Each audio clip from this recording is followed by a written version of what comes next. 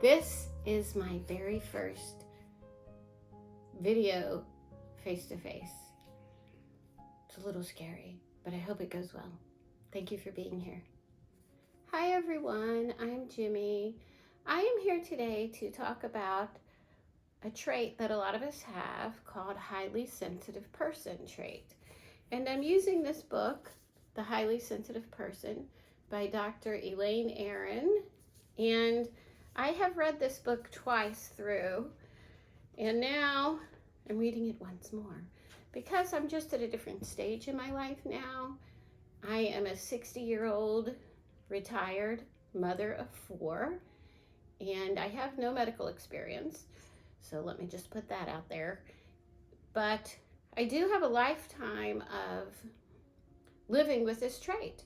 There is a link below to a test that you can take to see if you might be highly sensitive. And this is the one area of my life that I need to manage in order to be happy and whole, to have total health and well-being. And I just wished I would have known about this trait sooner in life.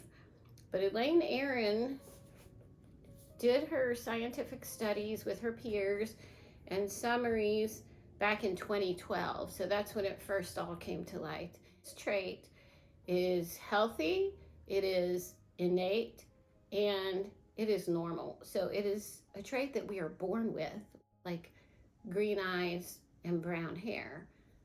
It's what we're born with. It's not a disorder.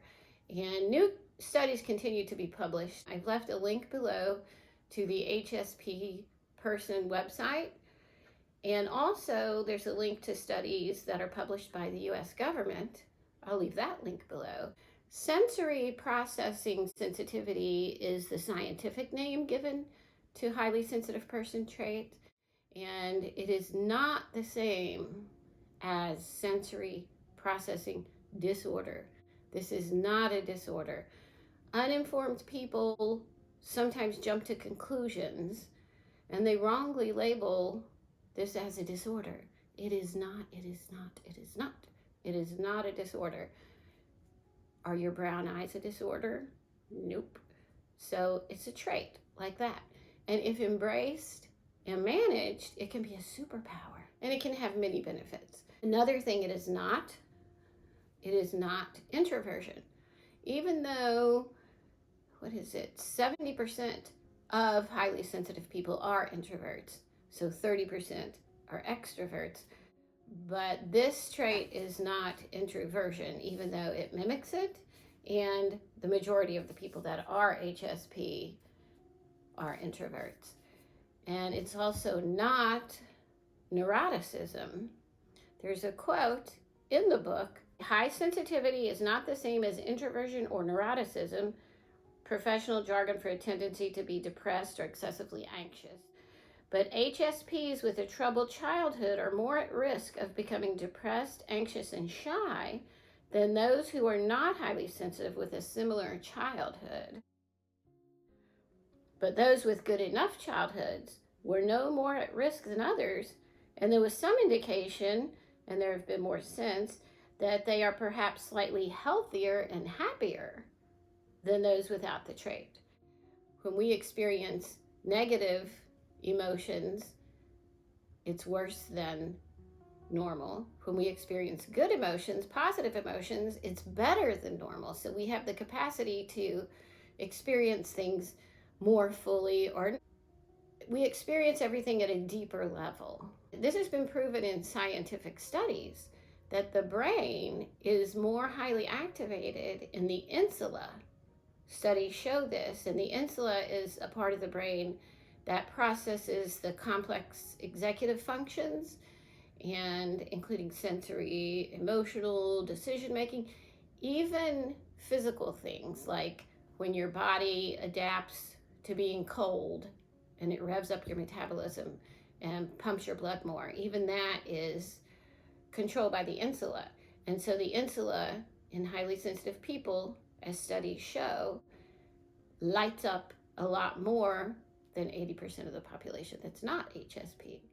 The next thing it talks about is environment.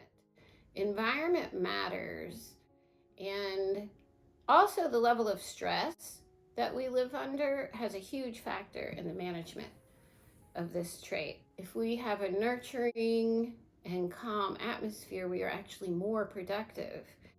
We have the natural intuitive ability to work smarter and not harder. It's like a sixth sense. I just want to say this does not make this minority superior in any way, shape, or form. We merely process our life experiences differently. That's it. So there's a quote I want to share with you. The quote is, "Perhaps the best vindication for HSPs tired of being seen as weaklings or sick is a study finding that rhesus monkeys with this trait, if raised by skilled mothers, were more likely to show developmental precocity and resilience to stress and be leaders of their social groups. So it is seen as a weakness to our extroverted society. We live in an extroverted society. Go, go, go, go, go. Accomplish, accomplish, accomplish. You have to prove your worth. When HSPs try to live in that way, it's inauthentic. It's going against the grain. It's going against our basic nature. And that's why we struggle a lot, because we're not embracing our own natural leanings. The phrase, "if raised by skilled mothers," really sticks out to me. But it's never too late. We have this innate trait, and we can nurture it no matter how old we are. So we could basically reparent ourselves and do things, put things in our lives that nurture this trait and start living authentically. It is never too late. And we just give ourselves what we need now. It may not have been done in the past, but we can do it now. So it's never too late.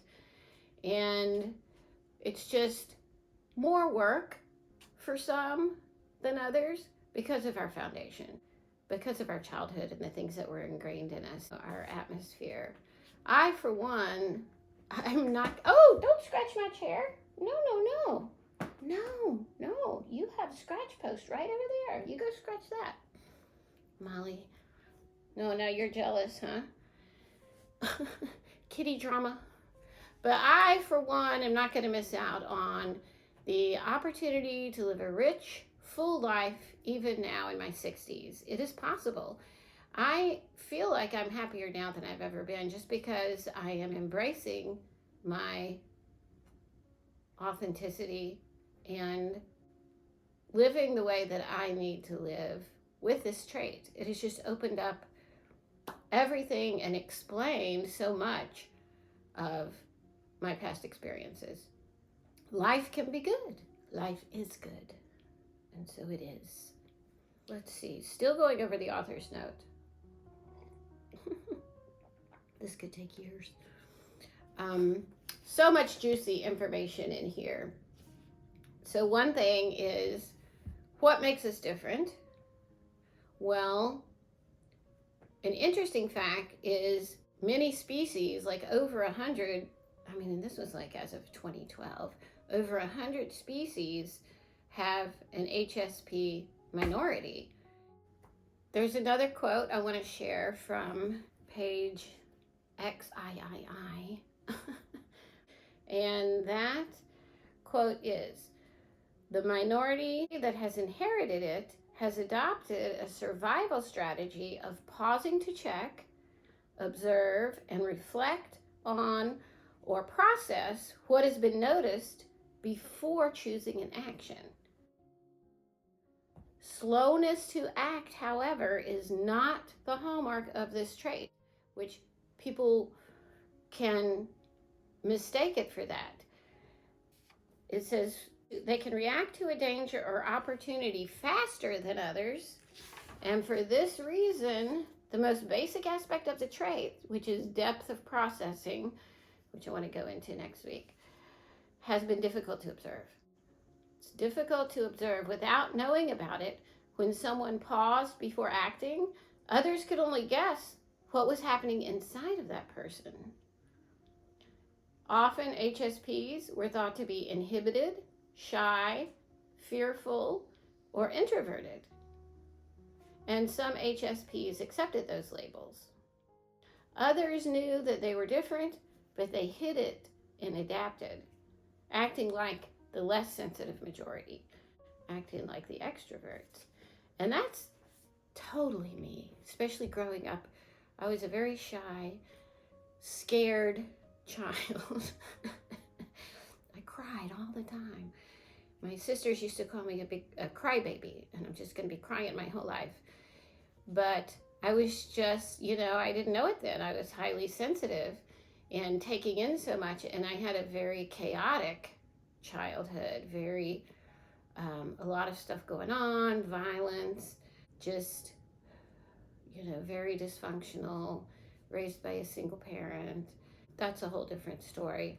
But during my teen years, I had a hard time socially, and so I discovered certain substances that took the edge off, and that made me appear more normal and extroverted.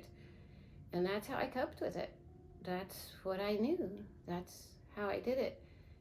And now I can just act extroverted when I need to.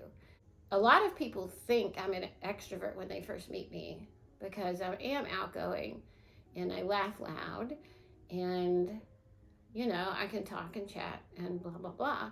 But it's a learned behavior and it drains the hell out of me. It's very draining. And also what helped is working in a professional corporate environment for years and years. And I learned how to be in order to be successful in my career. And I also had to learn how to be accepted into a different subculture. I was raised in the Southeast, and then I moved to the New York City suburbs as an older teen. And then in my late teen years, I spent there my adult life up until my mid-30s. And so I had to adapt.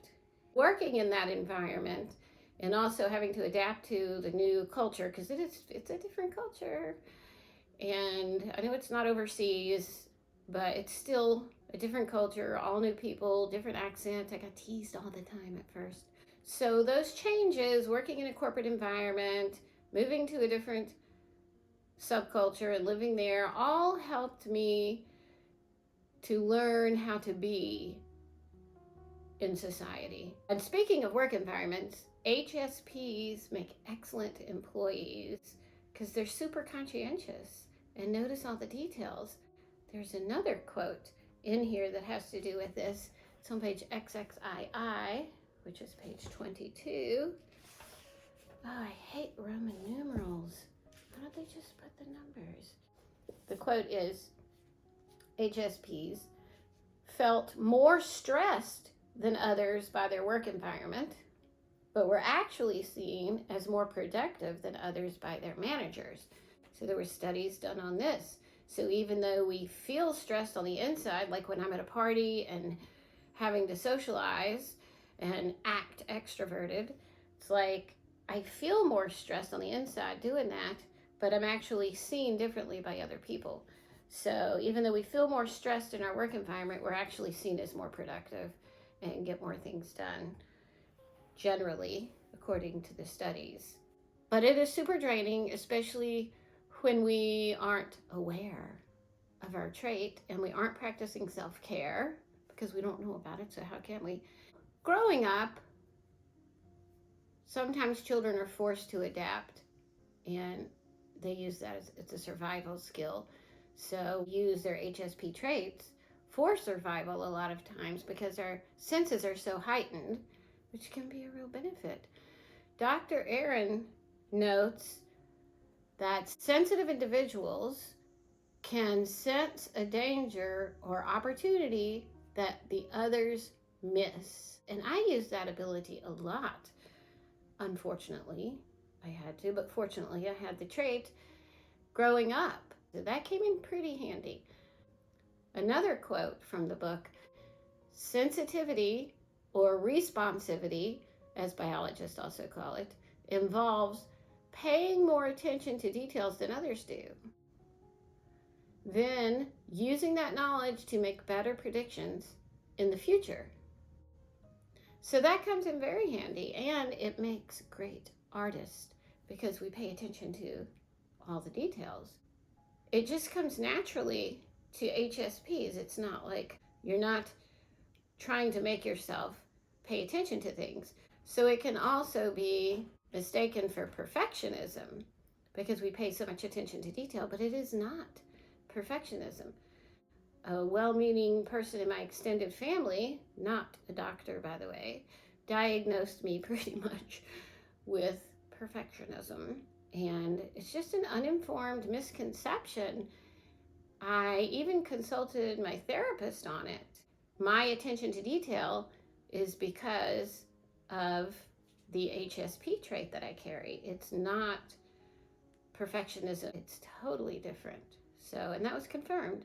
We have to realize that when we are labeled certain things, to be sure to investigate and learn things on your own. Only we know ourselves. Only we know what is going on inside of us. And that is one of the main ways we know if we're HSPs or not. One of the biggest costs of living with high sensitivity is our nervous systems. Our nervous systems just get overwhelmed quicker than the majority because we're taking in so much more. We just reach that point sooner. She also says and gives lots of examples in her books of things we can do to recover our nervous systems that have taken a toll. Adequate downtime, and this just doesn't mean only sleep. For me personally, the things that help my nervous system recover, one of them is yoga.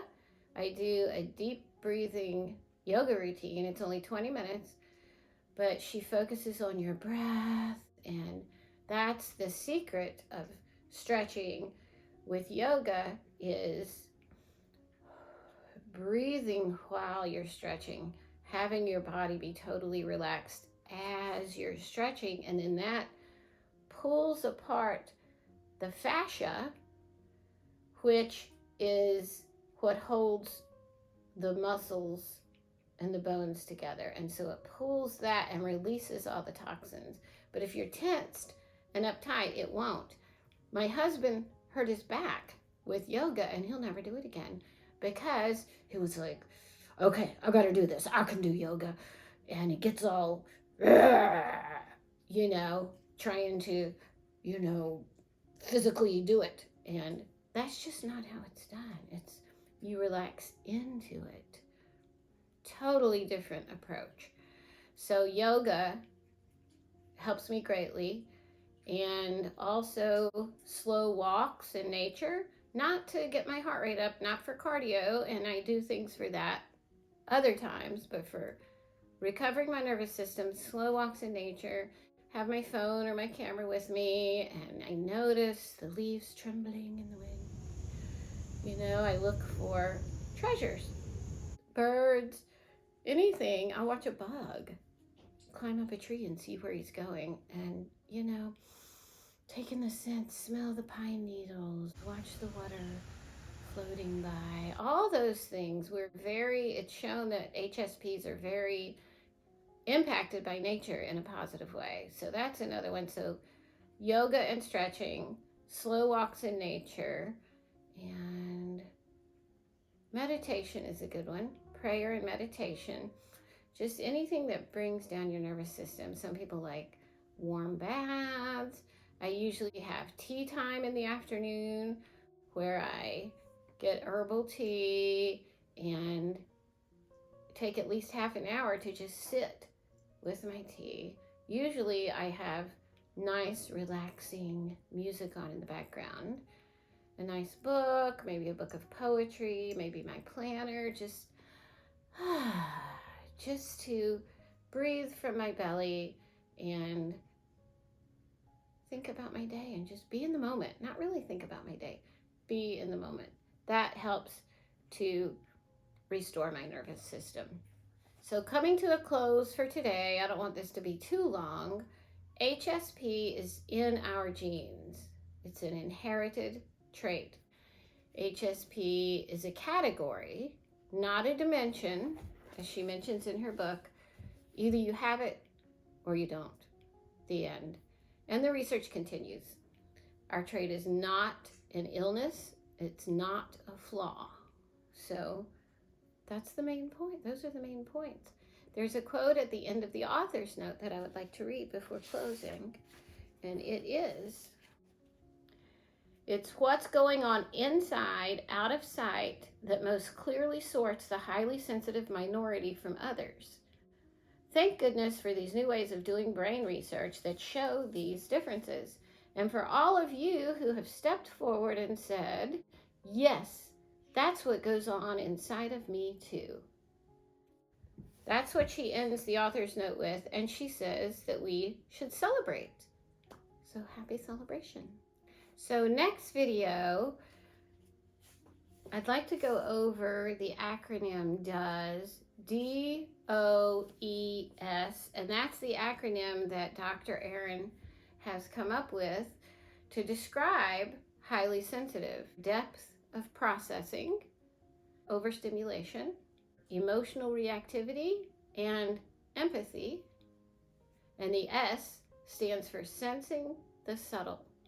So she goes into each one of those in more depth in her book. As you can see, I'm going through the book very slowly. And as an HSP, I just process things deeply, and I absolutely do not like speed reading. I can read fast if I want to, but I don't like to. I'd rather just read a phrase, then stare out the window, contemplate, and then maybe reread it again or twice more. So if you're an HSP, you can probably relate to that. And I just like to absorb it into my consciousness and take that time to let it marinate. So if you want to join the study, you can purchase the book at the link below or online, however. Thank you so much for being here, and please, please, please let me know in the comments what you think about all of this. It's just so fascinating to me. And also let me know if you'd enjoy more of this content. This topic is my passion, and I just feel like I never run out of material. I mean, it's a lifetime of living with this trait. So take the test in the link below, which is also in the book. Get the book. That's about all I have for today. Thank you for watching. See you next time. Don't forget to embrace your gift.